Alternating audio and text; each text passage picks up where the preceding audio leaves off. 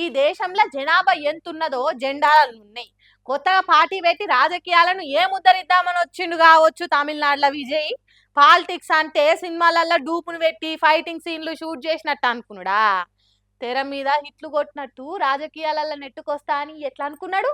పరిపాలన అంటే అంత ఈజీ కాదు అని అందరి తీరుగా నేను కూడా అనుకున్నా. కానీ అక్కడున్నది ఎవరు? విజయ్ దళపతి విజయ్. పాప పంకిలమైన తమిళనాడు రాజకీయ కూపములను సమూలముగా శాశ్వతముగా ప్రక్షాళన గావించదానట్టే చేస్తున్నాడు సీఎం విజయ్. ఎన్నికలప్పుడు చెప్పిన మాటలకు కట్టుబడి జనాలకు ఏదైతే ఏస్తా అన్నాడో అగో వాటి నిండు అసెంబ్లీలో ప్రకటించింది. ఇట్లా எரிவாயு சிலிண்டருக்காக செலவழிக்கப்பட்டு வரும் தொகையினை அவர்களுக்கு வழங்க அரசு முடிவு செய்துள்ளது. எனவே குடும்பத் தலைவிகள் பயன்பெறும் வகையில் முதல் கட்டமாக அன்னபூர்ணி சூப்பர் 6 திட்டத்தில் ஆண்டிற்கு 3 விலையில்லா எரிவாயு சிலிண்டர்கள் வழங்கப்படும். కొట్టుర్రి కొందరు సప్పట్లు ఇంకొందరు బల్లలు బలబల సప్పుడు వచ్చేటట్టు ఆ సప్పుడుకు అసెంబ్లీ మొత్తం దద్దరిల్లేటట్టే కొడుతున్నారు. మొత్తానికి ఇట్లా సీఎం విజయ్ తమిళనాడు అమ్మలక్కలు ఎగిరి గంతేసే ముచ్చట చెప్పిండు. ఇప్పటి నుంచి ఆడవాళ్ళు సర్కార్ బస్సులలో ఫ్రీ ప్రయాణాలు చేయొచ్చు. తమిళనాడు రాష్ట్రంలో ఏ మూల నుంచి ఏ మూలకైనా తిరిగి రావచ్చు అనే ఫ్రీ బస్సు పథకం విడుదల చేసిండు. తెలంగాణ రాష్ట్రంలో ఒకటో రెండో బస్సులు పెట్టి ఆడవాళ్ళు జుట్లు పట్టుకొని కొట్టుకునేటట్టు కాకుండా ఎక్స్ప్రెస్ డీలక్స్ అన్ని బస్సుల్లో కూడా ఫ్రీగా ప్రయాణాలు చేసే ఛాన్స్ ఇచ్చిండు. అంతేకాదు సంక్రాంతి పండుగకెళ్ళి ఏడాదికి 3 గ్యాస్ బండలు ఫ్రీగా ఇస్తున్నామని అసెంబ్లీలో ప్రకటించిండు. పేద తల్లుల కోసం అన్నపూర్ణి అనే పేరుతోని ఈ పథకాలను సురు చేసిండు. అయితే దీనికోసం ఏడాదికి 4,000 కోట్ల ఖర్చు అవుతున్నదట. అయినా మంచిదే, వెనుక తగ్గేదే లేదన్నట్టు తమిళనాడు అమ్మలక్కలకి ఇచ్చిన మాట ప్రకారం అమలు చేస్తున్నాడు. సీఎం విజయ్ ఇట్లా చేస్తున్నాడట అనే ముచ్చట తెలిసిన తెలంగాణ ఆడోళ్ళు ఒక్కో తీరుగా మాట్లాడుకుంటున్నారు. ఇక విజయ్ ఆడ ఇచ్చిన మాట ప్రకారం అట్లా చేస్తే ఇక కొంతమంది ఉంటారు తులం బంగారం అంటారు, నెలకు 2,500 అంటారు, చదువుకునే ఆడపిల్లలకు స్కూటీలు అంటారు, కోటి మంది మహిళలను కోటీశ్వరులు చేస్తామంటారు. చెప్పుకుంటూ పోతారు కానీ అమలు చేయమంటే నన్ను కోసినా రూపాయి లేదంటారు. అచ్చం అట్లనే దేశంలో ఉన్న లీడర్లంతా మేము సీనియర్లము, మా పార్టీ మస్తు సీనియర్ పార్టీ అని పోజులు కొడుతున్న వాళ్ళందరికీ సీఎం విజయ్ ఒక్కొక్క పథకాన్ని అమలు చేసుకుంటూ సుక్కలు చూపెడుతున్నాడు. అరే నిన్న మొన్న పార్టీ పెట్టి ఇచ్చిన హామీని ఇగురంగా అమలు చేసుకుంటూ పోతున్నాడు. ఇదేం రాజకీయం రా దేవుడా అని వాళ్ళంతా నెత్తి పట్టుకునేటట్టు చేస్తున్నాడు. పోరి రాక పవర్లకు వచ్చినందుకు ఫస్ట్ నెలలో గిది చేసినాం, 100 రోజులలో గింత చేసినాం, ఏడాదిలనే ఎవ్వరు చేయని తీరు ఇరగదీసినాం అని అధికారంలో ఉన్న పార్టోలు అందరికి చెప్పుకున్నాడు. పబ్లిసిటీ చేసుకుంటా పబ్లిక్లకు చూపించుకున్నాడు కామని. కానీ మన తాన మాత్రం అట్లా లేదు ముచ్చట.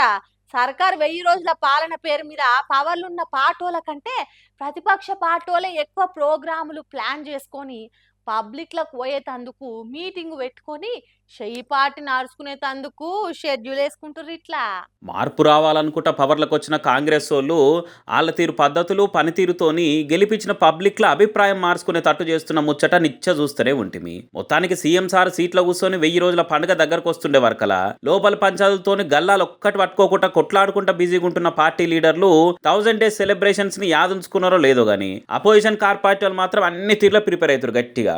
కాంగ్రెస్ 1000 రోజుల పాలన మీద బీఆర్ఎస్ సమరమే అని అనుకుంటా సమర బేరి చాలు చేయబోతున్నది. సెప్టెంబర్ 2 వరుస పెట్టి వారం దాకా కాంగ్రెస్ ఏలుబడిలో వచ్చిన కష్టాలు, పబ్లిక్ పడుతున్న తిప్పలు, అన్నదాతలు పడుతున్న అరిగోసలు, నిరుద్యోగులు నిత్య చూస్తున్న నరకము, ఇక అన్నిటి మీద ప్రోగ్రాములు చేయాలని నిరసనకు పిలిపించిండు కేటీఆర్. 420 హామీలు, 13 డిక్లరేషన్లు, 6 గ్యారంటీలు అనుకుంటే చేసిన మోసాలన్నిటికీ బాకీ కార్డుల పేరుతోని పబ్లిక్లకు తీసుకుపోయి హామీల అమలులో ఎట్లా ఫెయిల్ అయిందనేది సర్కార్ అని చెప్పుట్లా మనం పాస్ కావాలి. కాదు డిస్టింక్షన్ తెచ్చుకోవాలని డిసైడ్ అయి పని చేయాలనుకు వచ్చిందట. పవర్లకు వచ్చిన 100 రోజులనే పక్కా 6 గ్యారంటీలు అమలని చెప్పి 100 కాదు 1000 రోజులైనా అత్తాపత్తా లేకుండా చేసిరని కాంగ్రెస్ మోసాన్ని ఎండగట్టి సీరి చింతగట్టేందుకు ప్రతి ఊళ్ళో పార్టీ కార్యకర్తలు ఇదే పని మీద ఉండాలని పార్టీ లీడర్లు, ప్రజా ప్రతినిధులు రాష్ట్ర కమిటీతోని టెలికాన్ఫరెన్స్ పెట్టి సూచనలు సలహాలు చెప్పినట కేటీఆర్. ఇక హామీల మీదనే కాకుండా రోజుకో పంచాయత్తోని ఏ తీర్ల విద్యార్థులను, నిరుద్యోగులను, భూములున్నోళ్లను, హైడ్రా పేరు మీద హైదరాబాద్లో ఇండ్లున్నోళ్లను ఏ తీర్లు ఆగం చేసిరో చెప్పుకుంటా కాలేజీ పిల్లల 12,000 కోట్ల ఫీజులు కట్టకుండా ఫీజు రియంబర్స్మెంట్ ఎట్లా అట్కెక్కిచ్చిరని పిల్లల అమ్మ నాయనలకు అర్థమయ్యేటట్టు చెప్పాలి. యూరియా నీళ్లు ఇవ్వకుండా వ్యవసాయాన్ని ఏ తీరు ఎండబెడుతుందని రైతులను పొలం గట్ల కాడ కూర్చుండబెట్టి చెప్పాలి. బజార్లో పోన్న యూత్ పిల్లగాల తానికి పోతే స్టూడెంట్లను క్రిమినల్ వేస్ట్ అని మాట్లాడుకుంటా నోటిఫికేషన్ లేకుండా కొలువులు కంపెనీల ముచ్చట్ల ఎట్లా బేజారు చేసిండని వివరించాలి. ఇక మహిళల తానికి పోతే ఆడోళ్లకు నెల 200-500 ఇస్తా అని, ఆడవిళ్ళ పెళ్లి కన్యాలక్ష్మితో పాటుగా తులం బంగారం ఇస్తా అని ఆశ పెట్టి ఎట్లా సుక్కలు చూపించిందనేది అమ్మలక్కలకి చెప్పాలి. ఇక ఇట్లా ఏ ఒక్కలు నిడిచిపెట్టకుండా అన్ని పురాగా పూసగుచ్చినట్టు అన్ని తీర్ల పబ్లిక్ తానికి పోయి చెప్పాలని ఆర్డర్లు వేసిందట కేటీఆర్.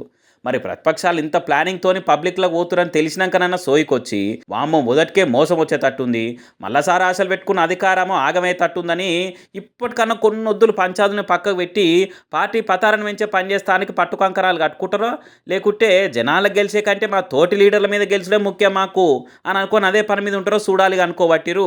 నిత్య చేయన పట్టకుండా గాయగా వేసుకుంటున్న చేయి పార్టీలు ముచ్చట్లు చూసిన జనాలు.